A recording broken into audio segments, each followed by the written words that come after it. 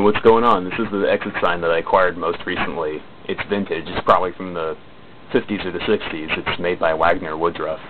What makes it different from other fluorescent exit signs is the way it starts up, because it uses preheat ballasts and starters. Watch.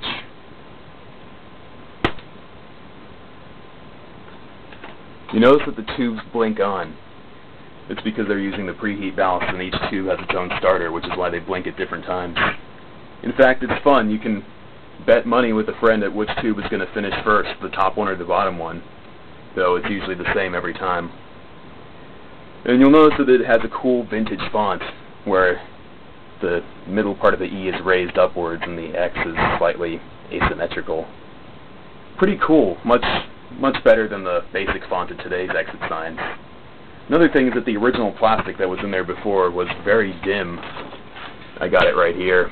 So I took it out and then chopped up a transparent green plastic binder and used that in place of the old plastic. If you look closely, you can see little cross-hatching. Yep, it's one of those Filexec binders. I don't know how to pronounce that.